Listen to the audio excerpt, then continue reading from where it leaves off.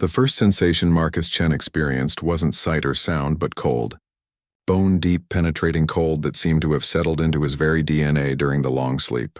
His eyes cracked open to harsh white light, and immediately his training kicked in. Don't move. Assess. Gather information. The cryopod's lid hissed open with a mechanical whisper, and Marcus felt the artificial gravity of the ship pull him gently downward. His enhanced vision quickly adjusted to the brightness, cataloging details with the same methodical precision that had made him the most feared sniper in the Terran Defense Force. The room was smaller than he remembered, more cramped. Emergency lighting bathed everything in an amber glow that spoke of power conservation. Subject 7749 is conscious, a voice said in accented standard. Not human. The accent carried the clicking undertones of the Zalari, Earth's primary allies in the Galactic Coalition. Vitals are unusual, much stronger than projected. Marcus remained still, listening.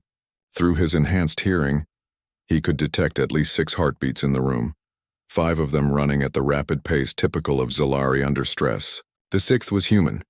Probably Dr. Sarah Kim from the medical team if she'd survived the war this long. How long? Marcus asked, his voice coming out as a harsh whisper. The Zalari clicked in surprise at how quickly he'd spoken. Specialist Chen, please remain calm, Dr. Kim's familiar voice replied. You've been in cryo for 18 months. The situation has deteriorated significantly. 18 months. Marcus sat up slowly, his body responding with a fluidity that surprised him. The cryo sleep was supposed to leave subjects weak and disoriented for hours, sometimes days. Instead, he felt remarkably alert, his reflexes sharp. Too sharp, perhaps, the war? He asked, though the emergency lighting and the tension in the room already told him the answer. The Cryllian Empire broke through the outer defensive perimeter 6 months ago, Dr. Kim explained, stepping into his field of vision. She looked older, more worn than when he'd entered the pod. They've taken 12 systems. We're falling back to the core worlds. Marcus swung his legs over the side of the pod, noting how the metal framework groaned slightly under his weight. Had he gained mass during the sleep? My rifle? Stored in Armory Bay 7, along with your equipment, one of the Zalari said, its translator rendering the clicks and whistles into serviceable standard. Though I must ask, Specialist Chen, how are you moving so easily? Our records indicate humans require extensive recovery time after cryo sleep. That was a good question. Marcus stood, testing his balance. Not only did he feel normal, he felt better than normal. His vision seemed sharper, his hearing more acute. Even his sense of smell had apparently improved. He could detect the fear pheromones the Zalari were releasing, something he'd never been able to do before. I don't know, he answered honestly, beginning to stretch. His muscles responded with surprising strength and flexibility. Maybe the modifications took better than expected. The modifications. Marcus had volunteered for the experimental enhancement program just before entering cryo sleep. The scientists had been working on improving human soldiers' effectiveness, using a combination of genetic therapy, cybernetic implants, and exotic matter from the alien artifacts discovered on Kepler 442c. The treatments were supposed to enhance reflexes, strength, and sensory capability, but the results had been inconsistent in testing. We need you operational immediately, Dr. Kim said, pulling up a holographic display. The Cryllians are massing for an assault on the Draconis system. Intelligence suggests they're planning to use the orbital factories there to build a new class of siege ship. Marcus studied the tactical display while continuing his assessment of his changed body. The Cryllians were a reptilian species known for their methodical approach to warfare and their devastating energy weapons. They were larger than humans, stronger, and had natural armor plating that made them difficult to kill with conventional weapons. What made them truly dangerous was their pack intelligence. They could coordinate vast fleets with frightening efficiency. What's my mission? Marcus asked, though he already suspected the answer. The Cryllian command structure is highly centralized, the lead Zalari explained, manipulating the hologram to show detailed orbital mechanics around Draconis Prime. Their fleet commanders operate from a converted battle station positioned at the L4 Lagrange point. If we could eliminate their high command. You want me to make a shot across interplanetary distances, Marcus finished. It was ambitious even for him. His record kill shot had been 4.2 kilometers on Earth, but this would require precision across millions of kilometers of space. accounting for orbital mechanics, gravitational distortions, and the target's own defensive systems. The new rifle should make it possible, Dr. Kim said. We've been working on improvements while you slept. Quantum targeting, exotic matter projectiles, compensation algorithms that can account for space-time distortion. Marcus nodded, his mind already working through the logistics. I'll need a stable firing platform, complete orbital data for the target zone, and at least 6 hours to calibrate the weapon. Already prepared, the Zalari said, its mandibles clicking with what Marcus recognized as satisfaction. There is one more thing, Specialist Chen. The enhancement program. During your sleep, we discovered something unexpected in your genetic markers. What kind of something? Dr. Kim exchanged a look with the Zalari before answering. It appears the modifications didn't just enhance your existing capabilities. They've activated dormant sequences in human DNA, sequences that weren't supposed to exist. Marcus felt a chill that had nothing to do with the cryo sleep. Meaning? Meaning you may be capable of things we never imagined possible, she replied. The question is whether those capabilities will be enough to change the course of this war. As if summoned by her words, the ship's alert klaxons began wailing. Red light flooded the medical bay as the artificial gravity fluctuated slightly, the telltale sign of a ship charging its jump. Drive under emergency conditions, Cryo. Scout ships have been detected in this system, the intercom announced. All personnel to battle stations. Estimated time to enemy contact, 4 hours. Marcus looked at the faces around him, hope and desperation mixing in equal measure. They were counting on him to be their miracle, their secret weapon against an enemy that had crushed every human fleet sent against them. What they didn't know yet was that he could feel something else awakening inside him, something that made his enhanced reflexes and improved senses seem trivial by comparison. Whatever the scientist had unlocked in his DNA, it was just beginning to emerge. And he had a feeling the Krylians were about to discover that they had severely underestimated what humans were capable of becoming. The armory bay buzzed with activity as Marcus made his way through the ship's corridors. Even in the emergency lighting, he noticed details that should have been impossible to see. Scratches on the bulkhead that told a story of hasty repairs, the micro-expressions of fear on crew members' faces, the way the air currents moved around obstacles. His enhanced senses were operating at levels that defied his understanding of human biology. Commander Torres, a grizzled veteran with cybernetic legs from the Battle of Proxima, met him at the armory entrance.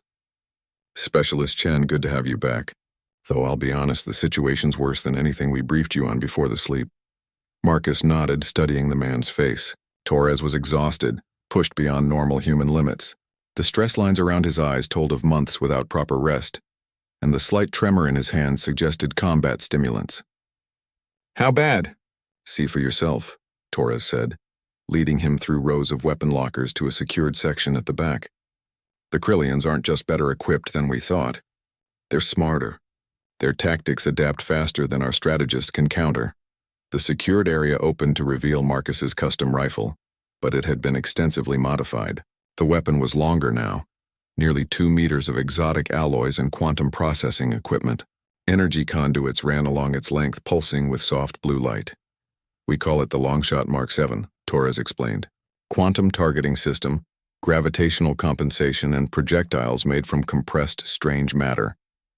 In theory, it can punch through anything the Krylians have.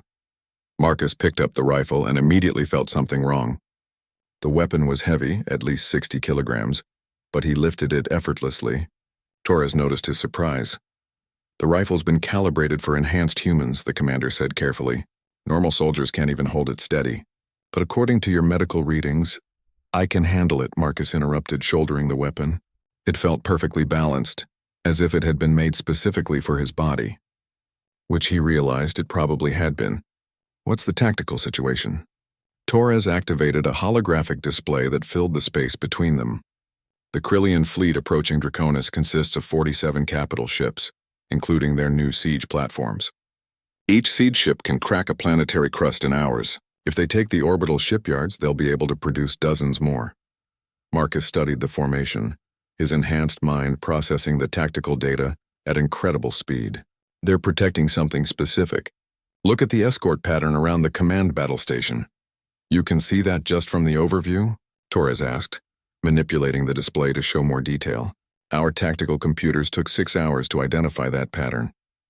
It's obvious once you know what to look for, Marcus replied, though he was surprised by his own analytical speed.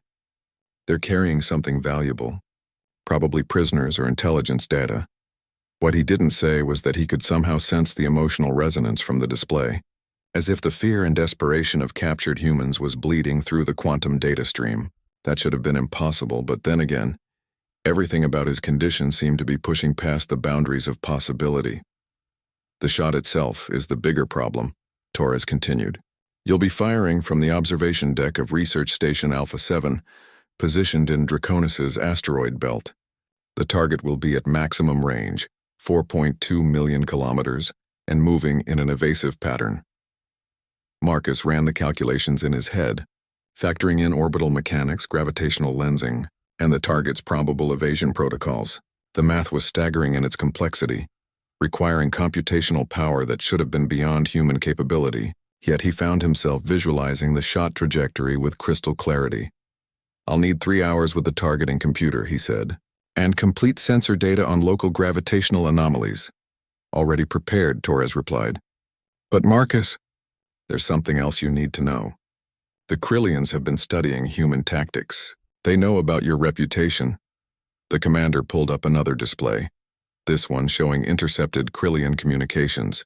The translator had rendered their complex pheromone-based language into text, but even through the mechanical interpretation, the content was chilling. They call you the Death Singer, Torres read. They believe you have supernatural abilities. Some of their military theorists think you're evidence that humans are evolving into something more dangerous. Marcus considered this. The Cryllians were not prone to superstition. They were methodical, rational creatures who approached warfare like an engineering problem. If they were attributing supernatural qualities to him, it suggested they'd encountered something beyond their understanding. What do their combat reports say? Torres hesitated. That's the problem. You've been asleep for 18 months, but somehow there are recent reports of sniper attacks matching your signature. Impossible shots at impossible ranges, targeting high-value individuals with precision that defies their understanding of human capabilities. The implications were disturbing. Either someone was using his techniques with extraordinary skill, or something else was happening. Marcus felt a strange tingling along his spine, as if his body was trying to tell him something his conscious mind wasn't ready to accept. I need to see those reports, he said. Already uploaded to your personal console, Torres replied. But first we need to get you to Alpha 7. The transport leaves in 30 minutes. As they walked back through the armory, Marcus noticed that other crew members were staring at him with a mixture of hope and fear. Word had spread quickly about his awakening, and the rumors were clearly growing with each telling. Sir, a young ensign approached nervously. Are you really going to stop the Cryllian fleet by yourself? The question hung in the air, laden with the desperate hope of someone who had seen too many defeats. Marcus looked at the kid, barely out of training, probably rushed into service when the war took a turn for the worse.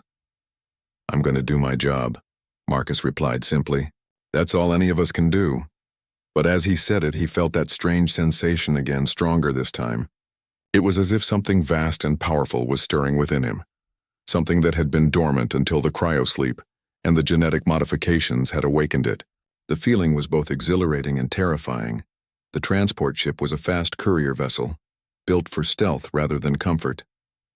As they departed for the asteroid belt, Marcus spent the journey reviewing the tactical data and the mysterious reports of his alleged activities during his sleep. The more he read, the more convinced he became that something extraordinary was happening. The shots described in the reports were beyond even his enhanced capabilities, targeting enemies through solid matter, accounting for variables that shouldn't have been detectable, achieving accuracy rates that approached the supernatural. Yet as he studied each incident, he found himself understanding exactly how each shot had been made, not consciously but on some deeper level, as if the knowledge was encoded in his genetic structure and was only now becoming accessible. Whatever the scientists had done to him, whatever dormant sequences they had activated in his DNA, it was clear that the modifications were still developing. He was becoming something new, something that even he didn't fully understand yet. The question was whether he would master these emerging abilities in time to make a difference in the war, or whether the transformation would consume him before he could save the human colonies from extinction. As the transport approached Research Station Alpha 7, Marcus felt the weight of humanity's survival resting on his shoulders. But for the first time since awakening, he began to believe that might actually be enough. Research Station Alpha 7 was a marvel of human engineering, built into the hollowed-out core of a massive asteroid. Its observation deck offered an unobstructed view of the space around Draconis Prime, where the Cryllian fleet hung like a dark constellation against the starfield. Marcus positioned himself at the custom firing platform, the long-shot Mark 7 rifle integrated into a gyroscopic stabilization system that could compensate for the asteroid's rotation. Around him, a team of technicians monitored quantum sensors and gravitational field detectors, feeding data to the targeting computer at speeds that should have overwhelmed any human operator. Instead, Marcus found himself absorbing the information streams directly, as if the data was flowing into his consciousness without need for visual displays or audio reports. He could feel the gravitational eddies around nearby asteroids, sense the minute fluctuations in the solar wind, perceive the electromagnetic signatures of the Cryllian ships with startling clarity. Target acquisition in progress, reported Dr. Yuki Tanaka, the station's chief researcher. The command battle station is maintaining position at the L4 point, but their defensive screens are at maximum power. Marcus studied the target through the rifle's quantum scope. The Cryllian battle station was a massive construct, nearly 10 kilometers long and bristling with weapons. Its hull was composed of their trademark crystalline armor, designed to scatter directed energy attacks. But Marcus wasn't planning to use energy. The strange matter projectile loaded in his rifle was smaller than a grain of sand, but compressed to incredible density. When it struck, it would release more kinetic energy than a nuclear warhead. The challenge was getting it there across 4.2 million kilometers of space, while accounting for countless variables. Gravitational mapping complete, announced Lieutenant Chen from the sensor station. Detecting 3 significant mass shadows that will affect trajectory, plus solar wind variations that could deflect the projectile by several meters. I have it, Marcus said, his enhanced mind already calculating the compensation angles. But something strange was happening. As he focused on the target, he began to perceive things that shouldn't have been detectable by any sensor. He could sense the fear of the human prisoners aboard the Cryllian battle station. Their terror resonated through space like a beacon, allowing him to pinpoint their exact location within the massive ship. More disturbing, he could feel the alien thoughts of the Cryllian commanders, their cold satisfaction at humanity's approaching defeat. Sir? Dr. Tanaka noticed his hesitation. Is there a problem with the targeting solution? No problem, Marcus replied, though he was struggling to understand what was happening to him. Just making final adjustments. The targeting computer had calculated a firing solution that required 18 separate gravitational compensations and a flight time of 47 minutes.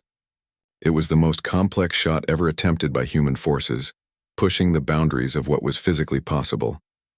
But as Marcus aligned the rifle, he realized the computer's solution was wrong. Not grossly wrong, but off by margins that would cause the shot to miss by several kilometers.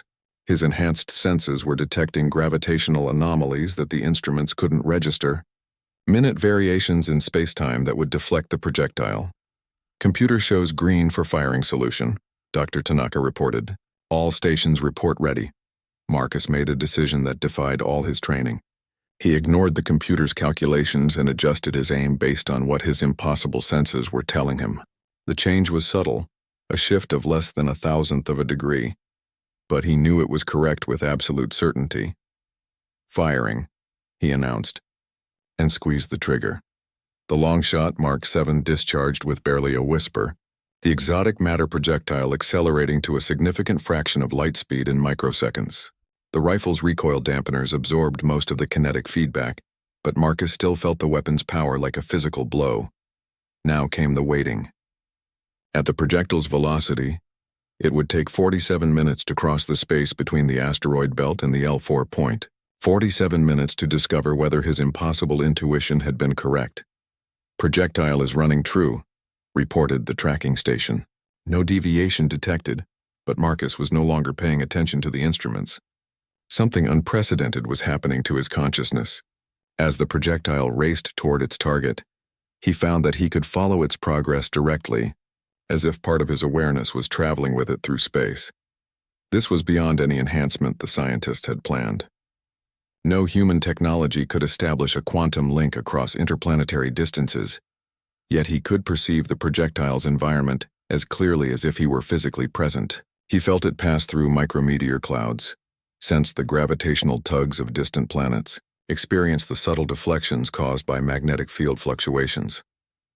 20 minutes to impact, Dr. Tanaka announced. Cryllian fleet is maintaining formation. No indication they've detected the projectile. The Cryllians wouldn't detect it, Marcus realized.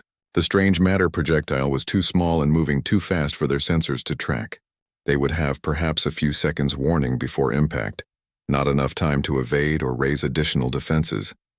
But something else was happening. As the projectile approached the target, Marcus found himself perceiving the interior of the Cryllian battle station with increasing clarity. He could sense the layout of corridors, the positions of crew members, the locations of critical systems. Most importantly, he could feel the human prisoners in the ship's detention bay. The targeting computer had aimed for the command center, which would cripple the fleet's coordination, but would also kill the prisoners in the resulting explosion. Marcus had never been told about the prisoners. That information wasn't part of his mission briefing, yet he knew they were there with absolute certainty. In the final seconds before impact, Marcus did something that should have been impossible. Through sheer force of will, he made a minute adjustment to the projectile's trajectory, shifting its course by mere meters to avoid the detention bay while still striking the command center. The exotic matter round-punched through the Cryllian battle station's crystalline armor as if it were tissue paper. The kinetic release vaporized a sphere of material nearly a kilometer in diameter, centered on the fleet command center. The massive ship's superstructure buckled and twisted as secondary explosions raced through its hull. Direct hit, Lieutenant Chen shouted, his voice cracking with excitement. Command battle station is breaking apart. On the tactical display, the Cryllian fleet formation immediately began to dissolve. Without central coordination, the individual ships started maneuvering independently. Their pack intelligence shattered. Several smaller vessels collided as they attempted to withdraw, while others opened fire on their own forces in confusion. Impossible, Dr. Tanaka whispered, studying the impact telemetry. The projectile changed course in the final seconds. Our instruments show a deflection that violates basic physics. Marcus said nothing, watching as human rescue ships emerged from hiding places throughout the asteroid belt. They had been positioned in advance, ready to capitalize on any confusion in the Cryllian ranks. Now they streaked toward the crippled battle station, racing to recover the prisoners before the ship's destruction was complete. How did you know? Dr. Tanaka asked quietly. About the prisoners, I mean. That information was classified above your clearance level. Marcus considered his answer carefully. How could he explain that he had felt their minds across millions of kilometers of space? That he had somehow guided an exotic matter projectile using nothing but conscious will? That he was becoming something that transcended normal human limitations? Lucky guess, he said finally. But as he watched the rescue ships dock with the dying Cryllian vessel, Marcus knew that luck had nothing to do with it. The genetic modifications had awakened something in his DNA, something that connected him to other humans across vast distances and allowed him to manipulate matter at the quantum level. He was evolving into something new, something the Cryllians were right to fear. The question was whether he could learn to control these abilities before they consumed him entirely. On the tactical display, the surviving Cryllian ships were retreating in disorder, their formation broken, and their command structure destroyed. It was the first major human victory in months, achieved with a single impossible shot. But Marcus knew this was only the beginning. Word of what had happened here would spread through both fleets, human and Cryllian alike. The enemy would adapt their tactics, develop new countermeasures, perhaps even attempt to capture him for study. And humanity would look to him to perform even greater miracles, to single-handedly turn the tide of a war that was consuming entire star systems. As the adrenaline of the successful shot faded, Marcus felt the weight of those expectations settling on his shoulders. He had become something more than human, but he was still one man against an empire that commanded thousands of worlds. The real test was yet to come. The Cryllian High Command chamber aboard the dreadnought Eternal Dominion pulsed with bioluminescent patterns of rage and confusion. Fleet Admiral Zethkar stood before the massive holographic display, her crystalline scales rippling with colors that would have been beautiful to human eyes. If they had understood they were witnessing the alien equivalent of a screaming fury. "Explain to me," she hissed in the complex pheromone speech of her people, "how a single human destroyed the voice of authority with what our sensors insist was an impossibly small projectile fired from beyond effective range." The assembled fleet commanders shifted uncomfortably, their own scales displaying muted patterns of uncertainty and fear. War leader Krell, veteran of 100 campaigns, stepped forward with the reluctant gait of one bearing terrible news. "High Admiral, our analysis suggests the human known as the Death Singer has capabilities that exceed our understanding of their species' limitations," he reported. "The projectile exhibited course corrections during flight that violate our models of ballistic physics." Zethkar's mandibles clicked in agitation. "You are telling me that this creature can bend the laws of physics to its will?" "Not exactly," interjected Science Primary Veltar, the fleet's chief researcher. "But our data indicates the human may have developed quantum consciousness capabilities. The ability to perceive and manipulate matter at the subatomic level through directed thought. The concept was so alien to Cryllian understanding that several of the assembled commanders could not even process it. The Cryllian species had evolved along purely physical lines, stronger, more resilient with natural armor and pack intelligence, but limited to interactions with reality through conventional means. If this is true, Zethkar said slowly, then humanity poses a greater threat than we calculated, a species that can evolve beyond physical limitations." She trailed off, her scales shifting to patterns that indicated deep thought and growing concern. Meanwhile, aboard Research Station Alpha 7, Marcus was experiencing his own revelations about the scope of his transformation. The successful shot had somehow opened new pathways in his consciousness, and the abilities that had emerged were both exhilarating and terrifying. Dr. Tanaka had insisted on running comprehensive scans, and the results defied explanation. Marcus's brain was showing activity patterns that shouldn't exist in human neurology. Entire regions that had been dormant were now functioning at levels that pushed the boundaries of their scanning equipment. "Your neural activity is off the charts," Dr. Tanaka reported, studying the readouts with a mixture of fascination and concern. "The modifications appear to have activated dormant genetic sequences, but the changes are accelerating beyond our projections." Marcus could feel the truth of her words. Each hour brought new sensory capabilities, new forms of awareness that expanded his perception of reality. He could now sense the quantum fluctuations in the space around him, feel the gravitational fields of distant planets, perceive the electromagnetic thoughts of the station's crew. Most disturbing of all, he was beginning to sense other humans across vast distances. The rescued prisoners from the Cryllian battle station were like bright sparks in his consciousness, their relief and gratitude reaching him across space. But there were others, humans in danger, humans dying, humans fighting desperate battles on worlds he had never visited. "The genetic modifications aren't just enhancing existing capabilities," he told Dr. Tanaka. "They're activating something that was always there, hidden in human DNA, something our species was meant to become." "That's impossible," she replied, but her voice lacked conviction. "Human evolution doesn't work that way. We can't just suddenly develop psychic abilities." "Unless we were designed to," Marcus said quietly. "Unless whoever seeded humanity on Earth left us with capabilities that would only emerge under specific circumstances." The implications were staggering. If Marcus was right, then humanity wasn't just another species struggling for survival in a hostile galaxy. They were the inheritors of abilities that could reshape the very nature of warfare, of civilization itself. But these revelations were interrupted by urgent communications from Fleet Command. The Cryllians were adapting faster than anyone had anticipated. "Specialist Chen," Commander Torres's voice crackled over the secure channel. "We're receiving reports of Cryllian fleet movements throughout the sector. They're pulling back from direct engagement and implementing new tactics." Marcus accessed the tactical feed directly, his enhanced consciousness interfacing with the communication network in ways that bypassed normal protocols. What he saw confirmed his worst fears. The Krillians were no longer attempting to overwhelm human defenses through brute force. Instead, they were implementing a strategy of containment and isolation, cutting off human worlds from each other and methodically destroying them one by one. They were also deploying new weapons, exotic matter disruptors that could neutralize the strange matter projectiles Marcus relied on. But more concerning were the reports of Krillian experiments on captured humans. Intelligence suggested they were attempting to duplicate the genetic modifications that had created Marcus, possibly to develop their own enhanced soldiers or to find weaknesses they could exploit. They're not just adapting their tactics, Marcus realized. They're trying to evolve themselves to match what I've become. The thought chilled him. If the Krillians could successfully incorporate human enhancement technologies into their own biology, they would combine their natural advantages with the quantum consciousness abilities he was developing. The result would be virtually unstoppable.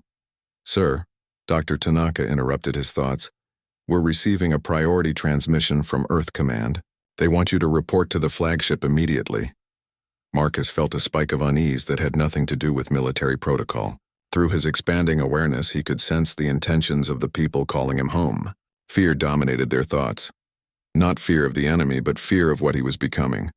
Earth Command wanted to study him, to understand and possibly control the changes occurring in his genetics. They saw him as both a weapon and a potential threat, a person who was evolving beyond human norms in ways that made them profoundly uncomfortable. "Tell them I'll comply after I complete one more mission," Marcus said finally. "Sir," the transmission was marked as direct order. "They're sending an escort fleet to ensure your return." Marcus smiled grimly. An escort fleet to ensure his compliance. They really didn't understand what he was becoming, or they would have realized that conventional force was no longer relevant to him. Through his quantum awareness, he could sense the approaching ships, their crews nervous and uncertain, armed with weapons designed to subdue rather than destroy. They had been ordered to bring him back alive, but they had no idea how to accomplish that task if he chose to resist. But Marcus had no intention of resisting. Not yet. There were too many questions that needed answers, too many aspects of his transformation that he didn't understand, and most importantly, there were other humans developing similar abilities. He could sense them scattered across human space, individuals who were beginning to manifest the same genetic awakening he had experienced. If humanity was going to survive the coming war, they would need all of these emerging enhanced humans working together. That meant accepting Earth Command's summons and convincing them that evolution, not control, was the key to victory.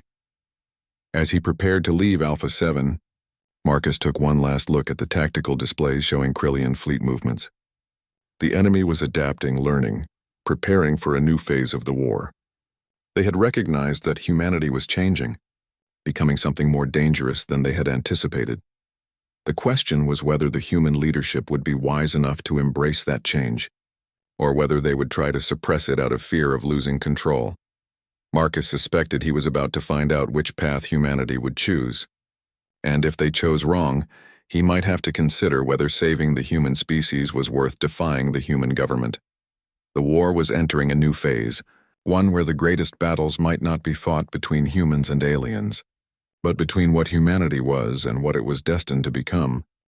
The Earth Defense Command headquarters floated in high orbit above Luna, a massive station that served as the nerve center for humanity's war effort. As Marcus's transport approached the docking bay, he could sense the anxiety permeating the station's crew. Word of his impossible shot had spread throughout the fleet, creating a mixture of hope and fear that was almost palpable to his enhanced awareness. Admiral Sarah Reeves met him at the airlock, her weathered face showing the strain of commanding a losing war. Behind her stood a contingent of Marines, but Marcus noticed they carried stunners rather than lethal weapons. They were prepared for the possibility that he might not cooperate voluntarily. "Specialist Chen," Admiral Reeves said formally, "thank you for responding to our summons." "Admiral," Marcus replied, studying her with senses that could now perceive far more than visual information. Her heart rate was elevated, stress hormones flooding her system. But underneath the fear was genuine concern for humanity's survival. "I understand you have questions about recent developments." "That's one way to put it," she said, gesturing for him to follow. "Your mission reports describe capabilities that our scientists insist are impossible. We need to understand what's happening to you. As they walked through the station's corridors, Marcus became aware of something unexpected. Among the thousands of crew members aboard the massive facility, he could sense several individuals whose mental signatures were different. Enhanced, changed. "Admiral," he said carefully, "how many other enhanced humans are currently aboard this station?" She stopped walking and turned to face him, her expression carefully neutral. "What makes you think there are others?" "I can sense them," Marcus replied simply. "At least 7 individuals with genetic modifications similar to mine. They're trying to hide what they've become, but they can't mask their neural patterns from me." Admiral Reeves exchanged a look with her aide, a young lieutenant whose own enhanced nature was now obvious to Marcus's perception. "The enhancement program was larger than we told you," she admitted. 57 volunteers in total, drawn from special forces units across the fleet. "How many survived the process?" 11, she said quietly. "And of those, only 4 have remained stable. The others—" She trailed off, but Marcus could sense the tragedy in her thoughts. Enhanced humans who had lost their sanity, consumed by abilities they couldn't control or understand. They entered a secured conference room where the surviving enhanced soldiers were waiting. Marcus recognized the types immediately. Maria Santos, a former demolitions expert whose enhanced reflexes had allowed her to defuse explosives by manipulating their atomic structure. David Kim, a pilot whose consciousness could interface directly with spacecraft systems. Rachel Martinez, a medic who could accelerate healing through quantum manipulation of cellular regeneration. But it was the 4th figure who drew Marcus's attention. Captain Elena Vasquez sat apart from the others, her mental signature unlike anything he had encountered. Where the other enhanced humans radiated controlled power, she projected something darker, more chaotic. Captain Vasquez underwent a different modification protocol, Admiral Reeves explained, noticing his focus. The results were unexpected. Elena looked up, meeting Marcus's gaze with eyes that seemed to hold depths of experience impossible for someone her age. "They tried to enhance my combat abilities," she said, her voice carrying harmonics that resonated in ways that bypassed normal hearing. "Instead, they awakened something that remembers when humanity was young." The words triggered a cascade of recognition in Marcus's consciousness. Through Elena's presence, he could sense vast depths of genetic memory, racial experiences encoded in DNA that stretched back millions of years. Humanity's origins were far stranger than anyone had suspected. "The artifacts found on Kepler 442c, Marcus said, understanding flooding through him. "They weren't alien technology. They were human." Admiral Reeves nodded grimly. "That's our working theory.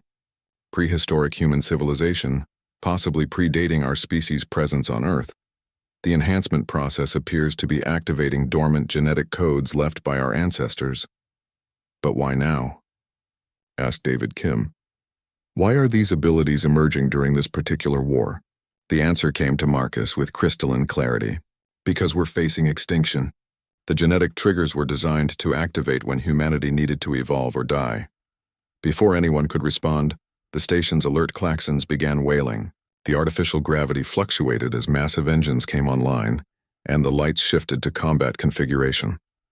"Admiral Reeves to the bridge," the intercom announced. "Cryllian fleet detected at the edge of the system. Estimated strength, 300 capital ships."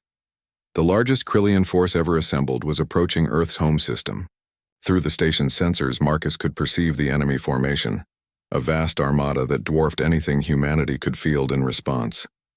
"They're not just coming to conquer," Elena said, her enhanced senses reading patterns in the enemy fleet structure. "They're coming to study us, to capture enhanced humans and learn how to replicate our abilities." Admiral Reeves was already moving toward the bridge, but Marcus caught her arm. "Admiral, you need to understand something.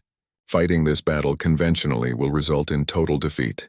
But if you let us work together as we were meant to—" "What are you proposing?" Marcus looked at the other enhanced humans, feeling the quantum connections forming between their consciousness. "Give us a ship, something fast and heavily armed. Let us show you what humanity is capable of becoming."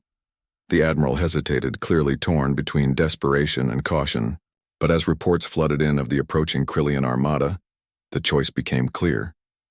Conventional tactics had failed repeatedly. Enhanced humans were humanity's only remaining advantage. "The Prometheus is our newest experimental vessel," she said finally. "Quantum drive, exotic matter weapons, neural interface controls. It was designed for enhanced crews." Within an hour, Marcus and the other 4 enhanced humans were aboard the Prometheus, a sleek vessel that seemed to respond to their thoughts as much as their commands. As they departed Earth's orbital defenses, Marcus could feel their consciousness beginning to merge, creating a collective awareness that transcended individual limitations. "Multiple Cryllian strike groups detected," Maria reported from the tactical station. "They're using the asteroid belt for cover, planning to attack from multiple vectors simultaneously." "I can sense their commanders," Elena added, her consciousness reaching across space to touch alien minds. "They're terrified of us. They know we represent something they can't understand or predict." David interfaced directly with the ship's navigation system, his awareness merging with the quantum sensors. "Plotting intercept course for the lead strike group. If we can disrupt their coordination—" "No," Marcus interrupted, a larger strategy forming in his enhanced mind. "We don't disrupt them. We show them what we've become." Through their shared consciousness, he communicated his plan, not to hide their abilities or use them subtly, but to demonstrate humanity's evolution so dramatically that the Cryllians would understand they faced an enemy beyond their capacity to defeat. The Prometheus accelerated toward the Cryllian fleet, its 5 enhanced crew members working in perfect harmony. They were no longer just individual humans with exceptional abilities. They were becoming something greater, a collective consciousness that could manipulate reality at the quantum level. As they approached the enemy formation, Marcus felt the familiar expansion of awareness that preceded his greatest feats, but this time, amplified by the presence of the other enhanced humans, the sensation was overwhelming in its scope and power. He could sense every ship in the Cryllian fleet, feel the fear of their crews, perceive the complex dance of orbital mechanics and gravitational forces that governed movement in space. More than that, he could feel the quantum foundations of reality itself, the fundamental forces that held matter together. "Weapons range in 30 seconds, Rachel reported. "Cryllian fleet is powering up defensive screens." "They won't help them," Marcus said quietly. "Not against what we're about to do." Through their merged consciousness, the 5 enhanced humans reached out across space and began to manipulate reality at its most fundamental level. What followed would shatter both fleets' understanding of what was possible and announce to the galaxy that humanity had taken the next step in its evolution. The real war was about to begin. The Cryllian fleet detected the approaching Prometheus when it was still 2 million kilometers away, but their sensors could make no sense of what they were seeing. The small human vessel appeared to be flickering in and out of normal space-time, its quantum signature fluctuating in patterns that defied their understanding of physics. "Single human vessel approaching at impossible velocity," reported. "Sensor Prime Kettle aboard the flagship Eternal Dominion. Mass readings are inconsistent. The ship appears to be larger inside than outside." Fleet Admiral Zethkar studied the tactical display with growing unease. In her centuries of military service, she had never encountered anything that challenged her understanding of reality as profoundly as these enhanced humans. "Deploy the exotic matter disruptors," she ordered. "If they can manipulate matter at the quantum level, we'll disrupt the quantum fields around their vessel." Aboard the Prometheus, the 5 enhanced humans felt the Cryllian countermeasures activate like a discordant note in the quantum symphony of space. But instead of disrupting their abilities, the exotic matter fields only provided them with more raw material to manipulate. "They're trying to interfere with quantum coherence," Maria observed, her consciousness dancing through the artificial fields like a swimmer navigating currents. "They don't understand that we're not using technology. We're becoming the technology."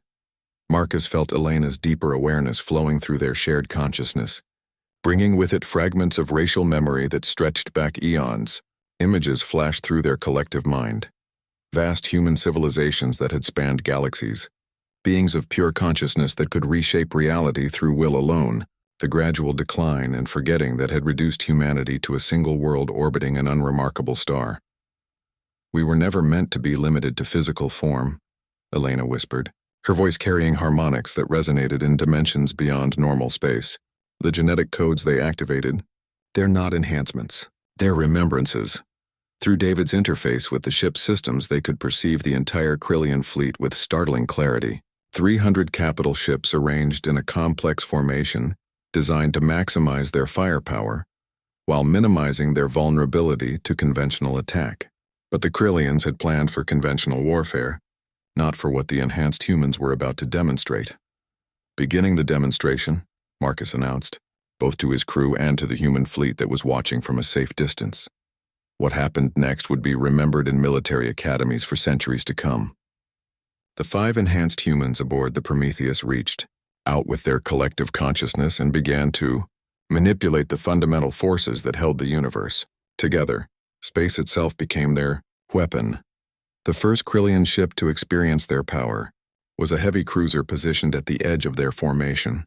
One moment it was a solid construct of crystalline armor and exotic metals. The next, its hull began to flow like liquid, reorganizing itself into impossible geometric patterns. The ship's weapons turned inward. Its shield generators began producing gravity wells instead of defensive screens, and its crew found themselves breathing an atmosphere that had been quantum shifted into pure oxygen. The relentless fury is reporting impossible. Technical failures came the panicked transmission across Cryllian communication channels. Their hull isn't flowing. Weapon systems are firing backwards. Life support is producing too much oxygen. Admiral Zethkar watched in horror as one of her most powerful vessels was casually reshaped by forces she couldn't comprehend. All ships open fire on the human vessel. Maximum firepower. The response was immediate and overwhelming. Hundreds of exotic matter cannons, particle beams, and quantum torpedoes converged on the Prometheus from every direction. The combined firepower was enough to crack a moon, sufficient to vaporize any known vessel in seconds. Instead, the weapons fire simply stopped. Not deflected or absorbed, but frozen in space around the human ship like insects trapped in amber. The energy beams hung motionless, their destructive potential held in quantum suspension by the enhanced human's will. "Rachel, show them healing," Marcus suggested through their shared consciousness. Rachel Martinez reached out with her consciousness toward a damaged Cryllian destroyer that had been caught in the crossfire of their own fleet's attack. Instead of finishing its destruction, she began to reverse it. Twisted metal flowed back into its original configuration. Severed power conduits reconnected themselves, and hull breaches sealed with crystalline patches that were stronger than the original armor. But the healing came with a message encoded at the quantum level, one that every Cryllian in the fleet could understand regardless of their technological interfaces. The message was simple and terrifying. "We can unmake you or we can remake you, choose." "This is impossible," breathed War Leader Krell, watching his instruments try to analyze what they were witnessing. "No species can manipulate matter at this scale without massive technological infrastructure. Unless," said Science Primary Veltar slowly, "they have evolved beyond the need for technology. Unless they have become technology." Admiral Zethkar felt the cold touch of genuine fear for the first time in her military career. The Cryllian Empire had conquered hundreds of worlds, assimilated dozens of species, built a civilization that spanned multiple star systems, but they had never encountered anything like this. Beings who could reshape reality through conscious will alone. The Prometheus continued its approach, moving through the Cryllian formation without any apparent concern for the overwhelming firepower arrayed against it. As it passed each ship, the enhanced humans demonstrated different aspects of their abilities. David Kim reached into the quantum cores of Cryllian reactors and adjusted their fundamental constants, causing them to produce harmony instead of energy. Literal music that resonated through the hulls of their ships. Maria Santos identified the molecular stress points in their weapons and simply wished them into non-existence, causing cannons to crumble into their component atoms without any visible cause. But it was Elena who provided the most disturbing demonstration. Reaching out with her consciousness to touch the minds of the Cryllian crews, she began to show them memories that weren't theirs, images of their species' first encounter with an ancient human civilization millions of years ago, when the Cryllians had been primitive creatures hiding in caves while human consciousness danced among the stars. "Cease fire, cease fire," Admiral Zethkar ordered, her voice breaking with the strain of processing the impossible. "All ships withdraw to minimum safe distance." The Cryllian fleet began to pull back, but the Prometheus followed them, its crew apparently intent on ensuring their message was fully understood. The human ship moved through space in ways that violated every known law of physics, occasionally disappearing entirely only to reappear in a different location, as if distance itself was merely a suggestion to be accepted or ignored at will. Through the quantum communicators, urgent messages were being transmitted back to the Cryllian homeworlds. Military commanders, scientific advisors, and political leaders were all trying to process reports that challenged everything they thought they knew about the nature of reality. On Earth, similar reactions were occurring within the human fleet. Admiral Reeves stood on the bridge of her flagship, watching tactical displays that showed her enhanced humans casually demonstrating godlike powers against the most formidable enemy humanity had ever faced. "Sir," her aide whispered. Should we be afraid of them?" Admiral Reeves considered the question carefully. The enhanced humans aboard the Prometheus had just proven they could remake reality itself. They could probably do the same to any human who opposed them, if they chose to. But through the open communication channel, she could hear Marcus Chen's voice, still recognizably human despite the cosmic powers he now wielded. "Admiral Reeves," he said calmly, "the Cryllian fleet is withdrawing. We're going to escort them to the edge of the system and suggest they share what they've witnessed with their high command. I believe this war is about to take a very different direction." "Understood, Specialist Chen," she replied, though the designation seemed absurdly inadequate now. "What are your intentions regarding Earth and the human fleet?"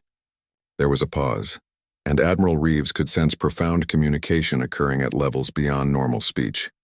When Marcus replied, his voice carried new harmonics that suggested he was speaking for all 5 enhanced humans simultaneously. "We're going to do what we were always meant to do, Admiral. We're going to help humanity remember what it really is."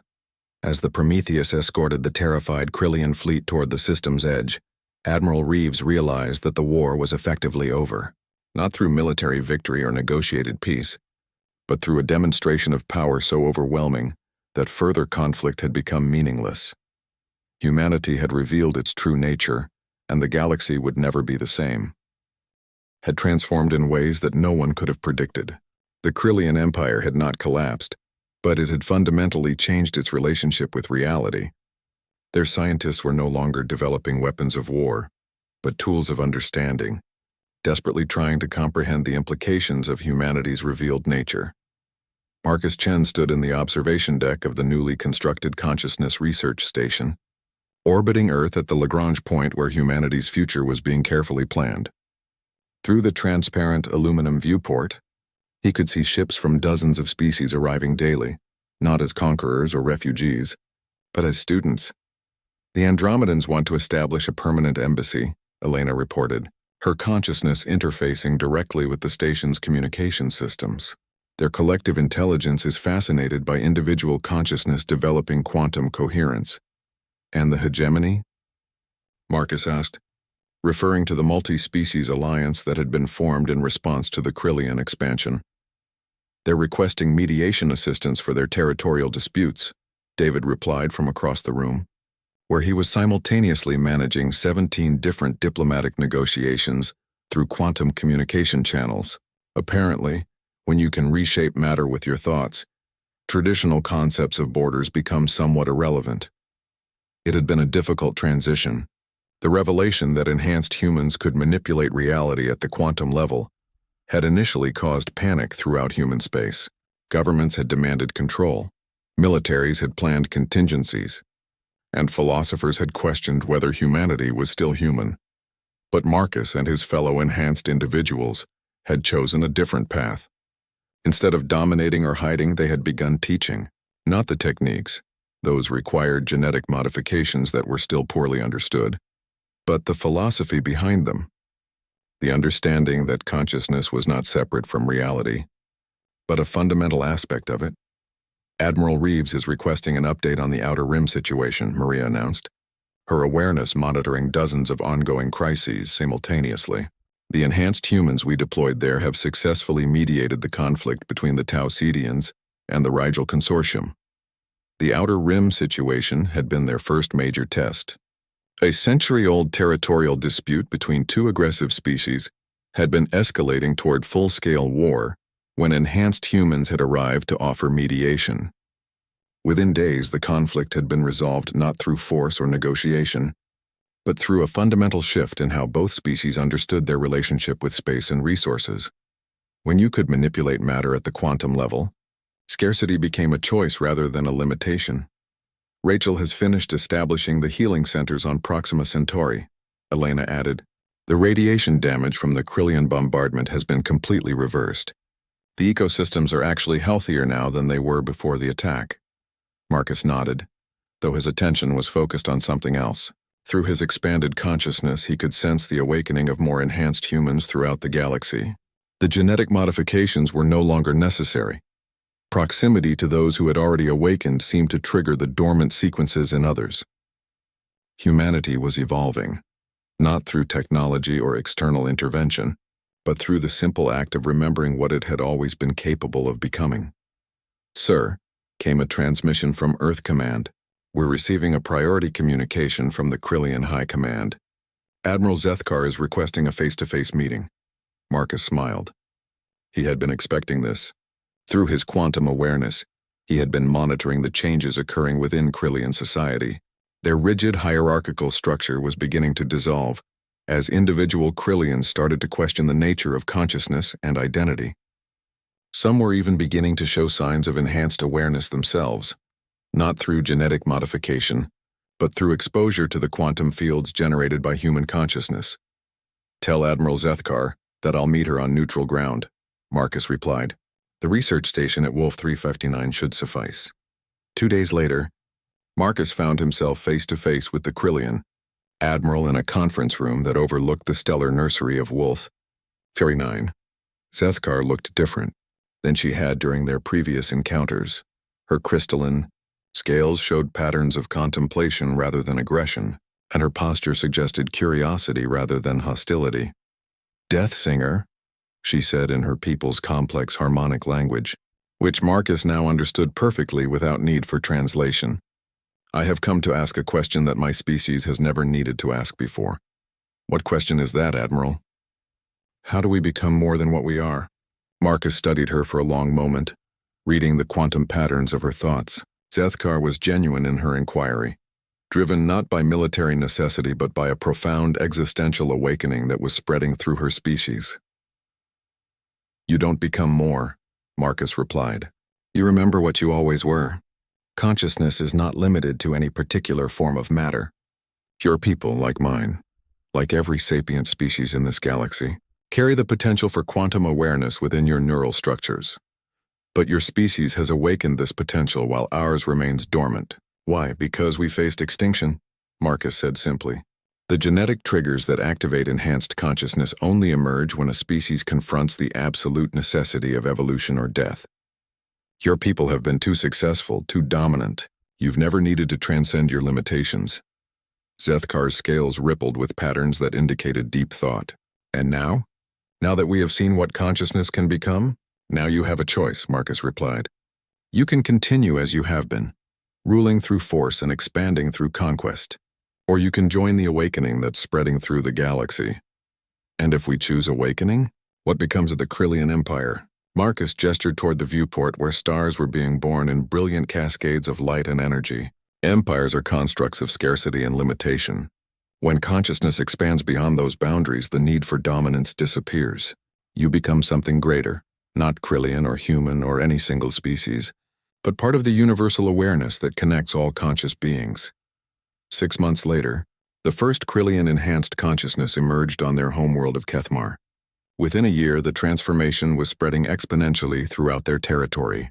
The rigid caste system that had defined their society for millennia began to dissolve as individuals discovered their capacity for quantum awareness.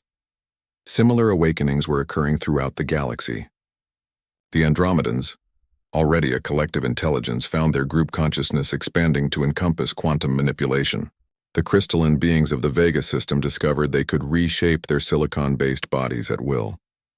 Even the hive-minded Centaurans began developing individual awareness while maintaining their collective connection. Marcus stood once again in the observation deck of the research station, but now he was not alone. Elena, David, Maria, and Rachel were there, along with representatives from a dozen species who had undergone their own versions of consciousness expansion. The station itself had grown beyond its original specifications, reshaped by collective will into something that existed partially outside normal space-time. The last human colony ship has reported awakening events, Elena announced, her consciousness now so expanded that she could monitor the entire galaxy simultaneously. Every human settlement has at least one enhanced individual, and the phenomenon is accelerating. What about the non-enhanced populations? Asked Veltar, the former Krillian science primary who had been among the first of her species to achieve consciousness expansion. Are we leaving them behind? No one gets left behind, Marcus replied firmly. Enhanced consciousness isn't about superiority or separation. It's about connection. As more individuals awaken, they create quantum fields that make awakening easier for others. Eventually, the distinction between enhanced and non-enhanced will become meaningless. Through the viewport, they could see ships from hundreds of species arriving at the station. But these weren't military vessels or diplomatic craft. They were consciousness exploration ships, designed not for travel through space but for travel through the quantum dimensions of awareness itself. The Galactic Consciousness Council is reporting successful contact with intelligence from the Magellanic Clouds, David announced. They're requesting guidance on establishing quantum communication protocols with entities that exist in 11 dimensions. Marcus smiled, remembering when his greatest challenge had been making an impossible shot across interplanetary space. Now humanity and its allies were establishing contact with forms of consciousness that transcended dimensional boundaries entirely. Tell them we'll send a mediation team, he said. And David? Include some non-enhanced humans in the group. They often have insights that expanded consciousness overlooks. As the sun set over Earth in the distance, Marcus reflected on the transformation that had begun with his awakening from cryo-sleep. He had thought he was waking up to fight a war, but instead he had awakened to guide an evolution that was reshaping the very nature of existence in the galaxy. The sniper who had been feared as the Death Singer had become some